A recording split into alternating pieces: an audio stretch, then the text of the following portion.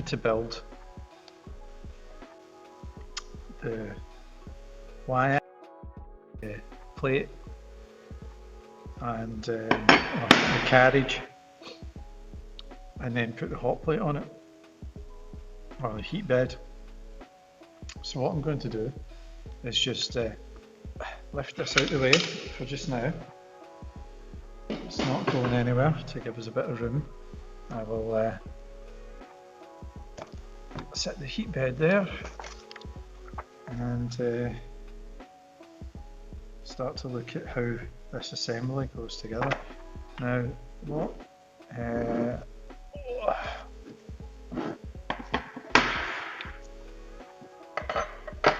this is possibly one of the points where I'll think about maybe printing off a replacement part.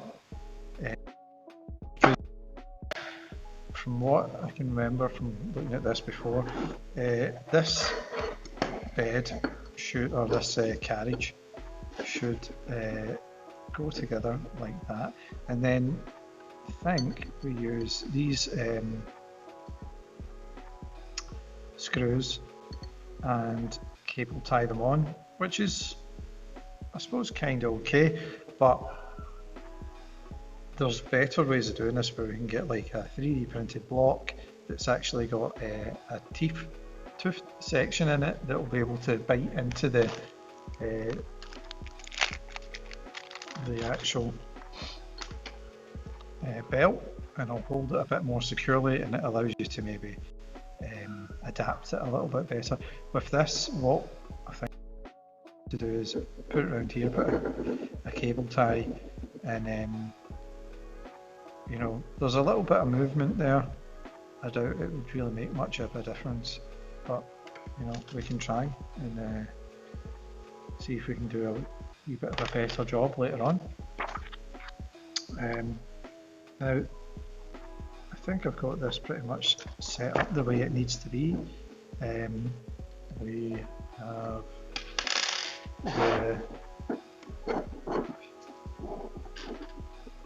things like that, and it's saying that I need let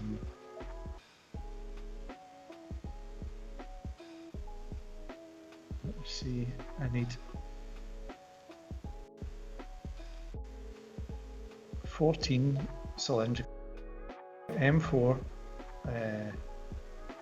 by 14mm cylindrical head screws and 22 hexagon socket screws. And I'm not looking forward to that. Right, so I suppose this is where we have to put this together. M48,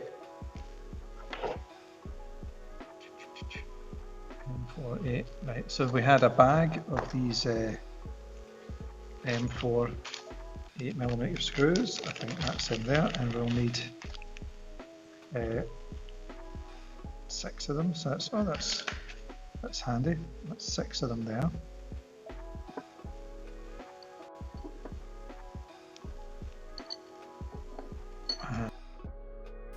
Check this out. Is that going to work? Oh, right, is that the one there?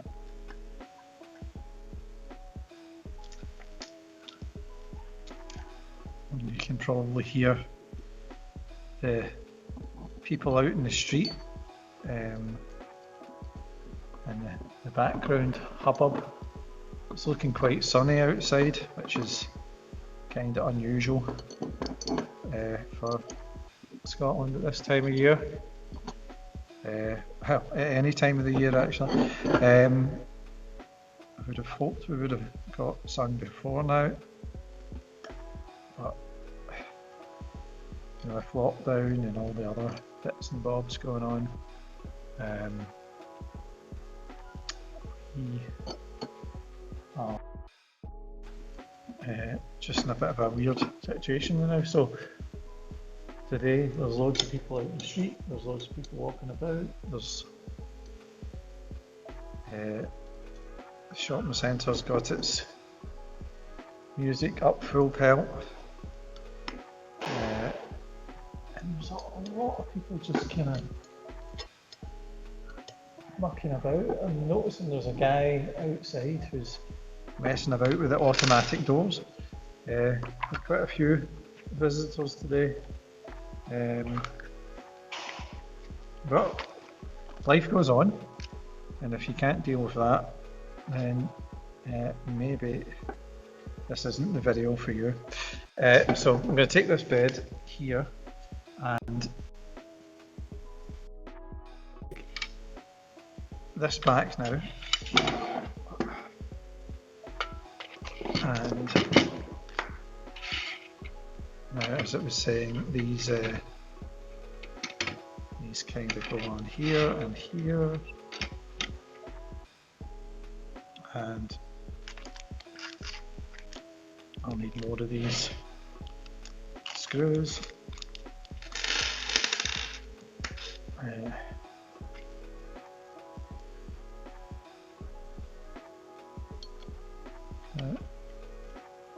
we go.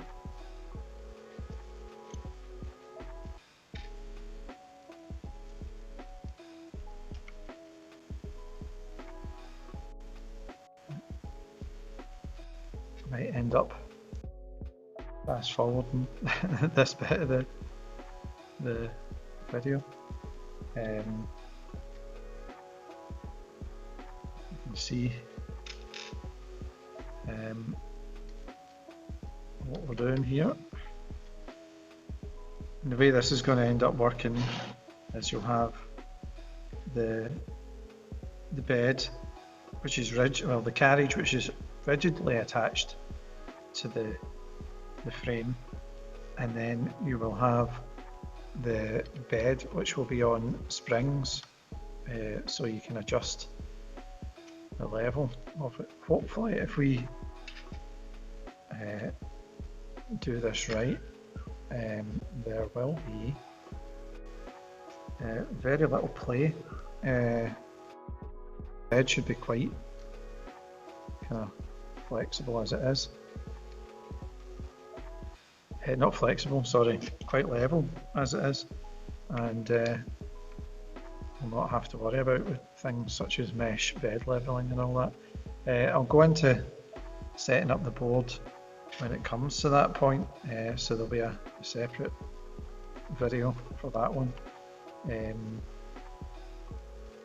Maybe that will help you when the time comes.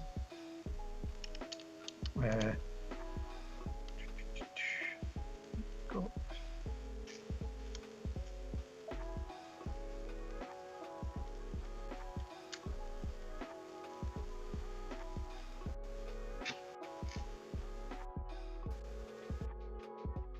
Okay.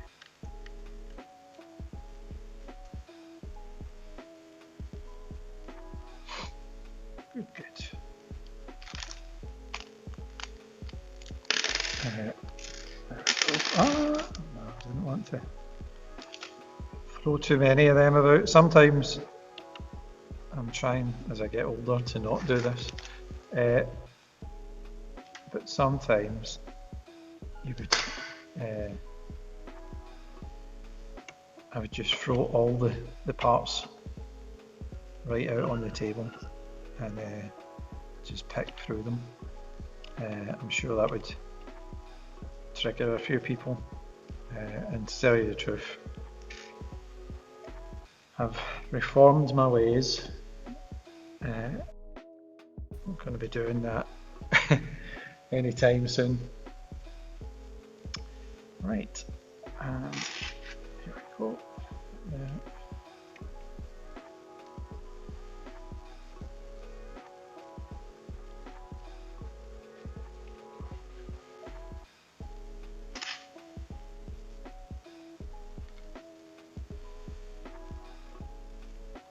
That's actually quite hard to tighten.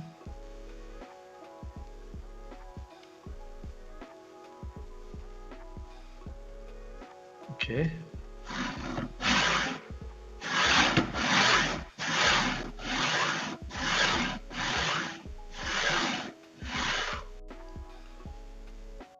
Okay, I think that's what I'll maybe do just now, since I at that point is quickly grab what try and polish some of this lubricant off just now so it's not too oily. Yeah.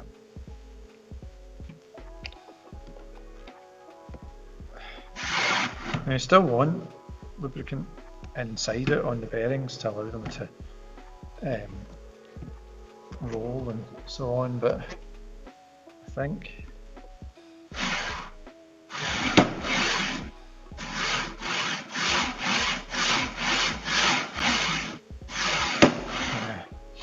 that's a little bit better. So that's all done. We now want to flip this over.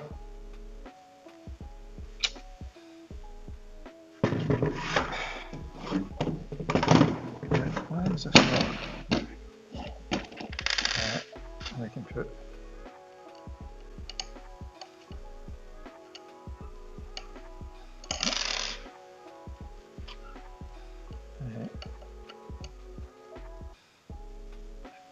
go. And there's another one. Yeah, so what I'll maybe do is print out a better bit. It might not actually make much of a difference. And what I'm going to do to clear my wee space just now is take some of these parts and sit them down here.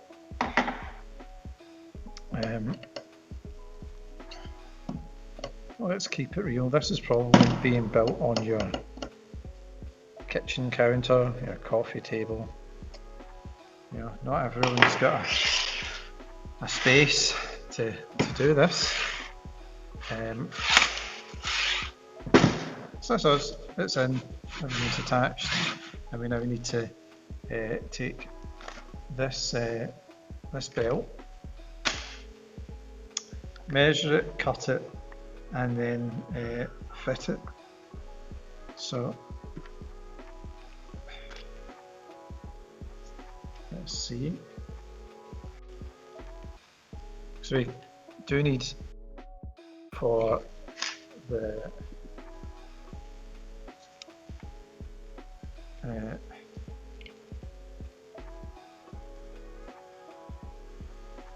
x-axis. So I'm going to say that might be enough.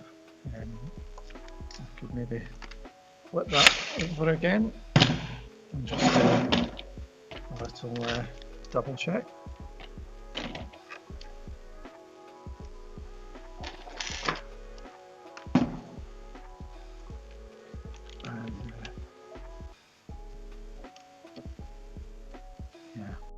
So this is how it's going to want to be. I'm wanting enough on that I can get 2 cable ties on it just now, just for a good grip. So with that,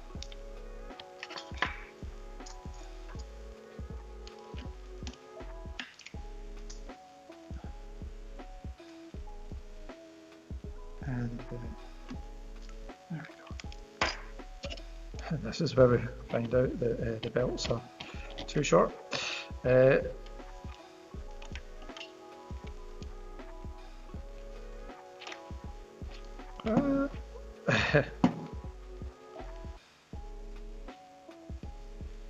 Okay, that's good. Right. And what I'll do, if you just give me a few seconds, I'll quickly measure this belt and just see how long it is.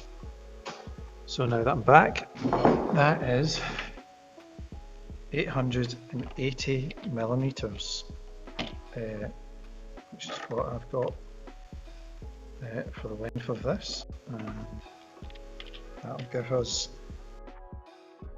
plenty.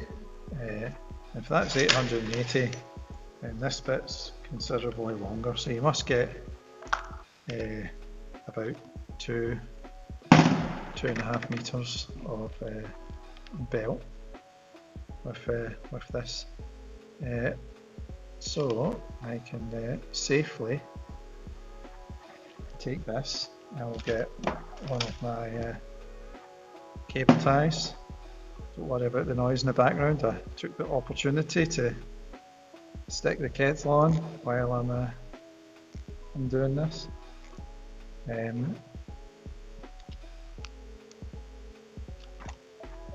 Okay.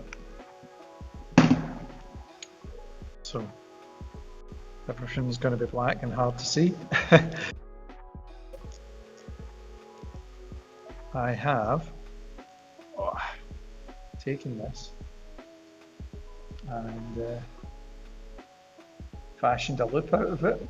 I'll take a second cable tie and tighten that right up against the screw, so there's this little flex there as possible. So when it gets in there, I'll put the other cable tie in, and it's definitely not going to go anywhere. And what I can do is, this is where the handy little snips come in handy. Oh, there we go.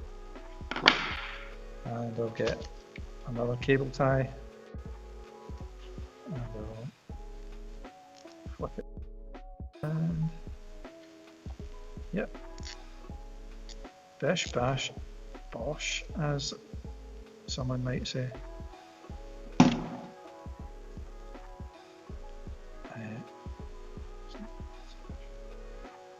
These point up really. So now that I've got that as close as I can to it,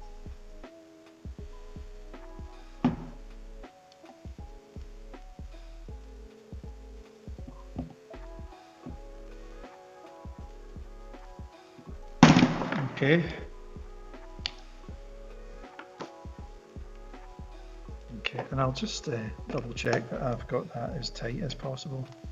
Yeah, and I could probably tighten that one a little bit more. And that is set there. I just need to run this through here. So again, there's this set of bearings there, and you know, it's another thing that I've got. This is two bearings, I can't remember, I think it might be countersunk bearings, and they are put together like that, and they go around here. Now I have in my marvellous box of spares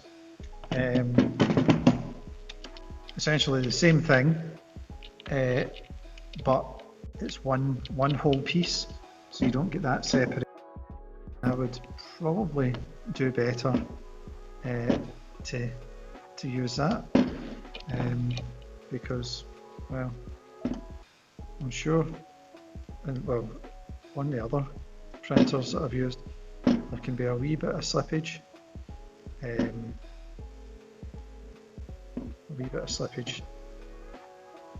due to that, and I would like there to be none.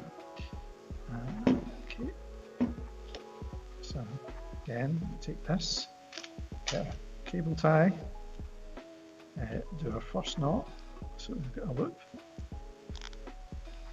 I'm not too sure if this is actually what it tells you to do in the instructions, but it's what I'm doing. It's going to be easier for me, it'll be easier for you.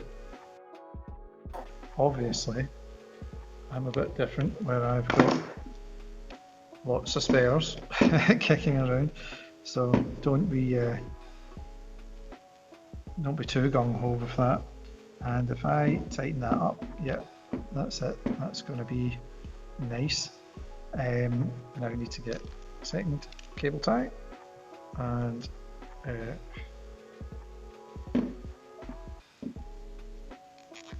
get that right close. And the good thing about this is the teeth actually interlock and help secure it.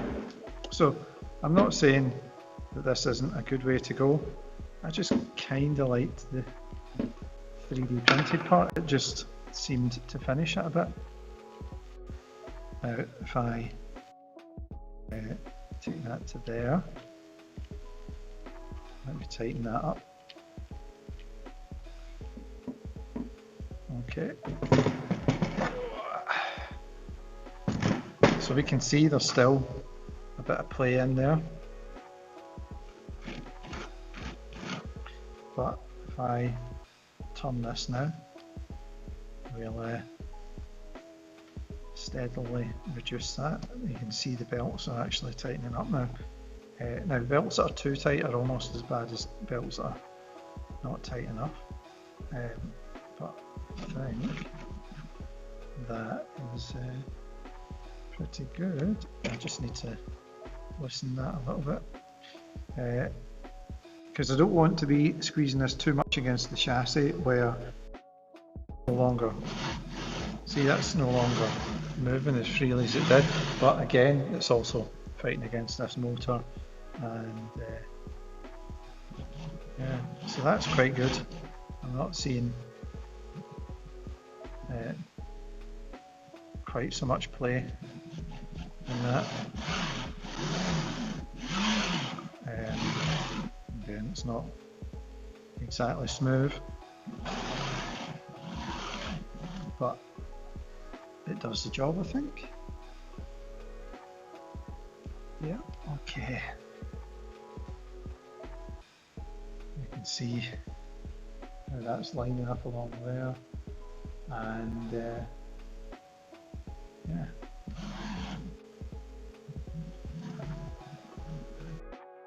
Good. So the next part is to put the bed on it. So we need the M4 30mm screws or bolts, and we need the springs for the heat bed, which are these, and see what these are quite like. Yeah, these will do.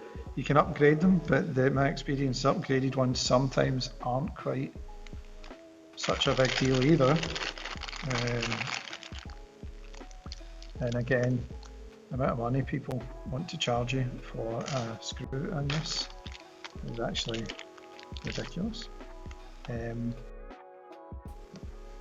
I suspect these are our M4 30mm screws. Yep, that's right. Now, the reason these are flat-headed like this is so that it's countersunk into the heat bed, so the glass plate can sit on top of it. So again, now I have a heat bed that's going to sit here because that's the back of the machine. Very good, very good. I now need to take the glass part off. We don't need that right now, so just be careful when you're using this knife. It's best to be cautious.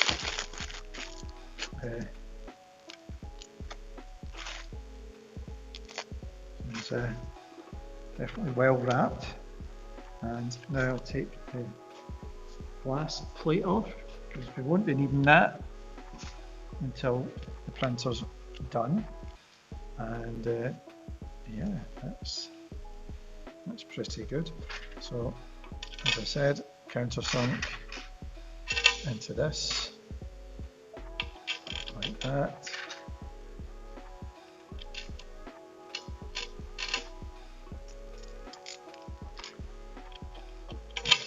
And now you need to set the springs on it. So I'll just check that we have all the springs together. And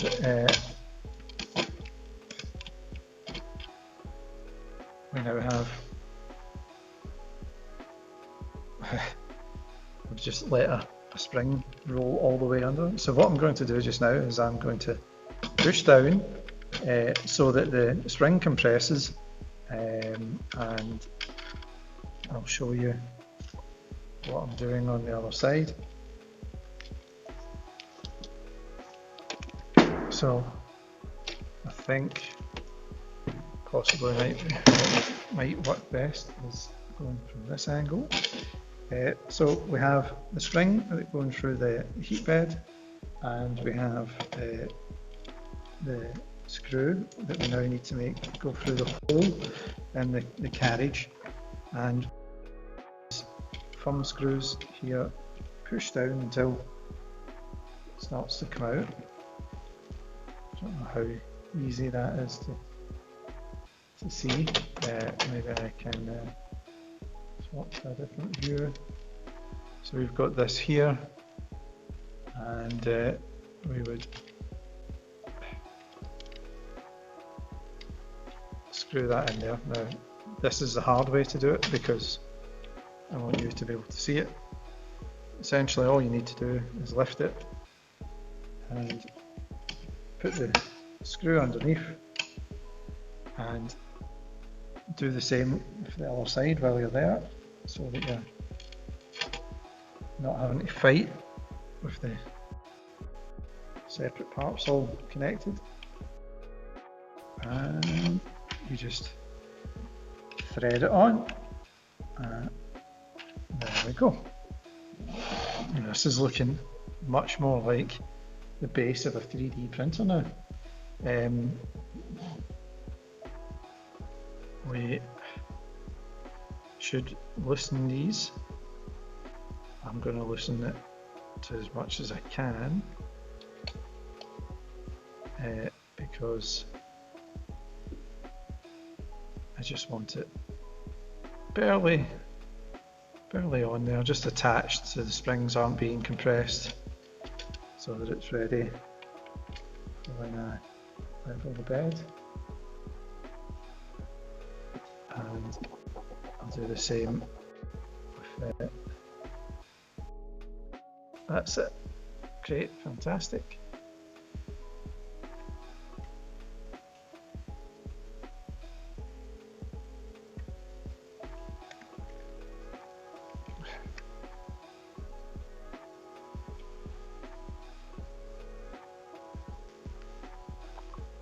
And that's us completed this section. So we've went from nothing, a bunch of parts, and then built the base, and now we can start going on to the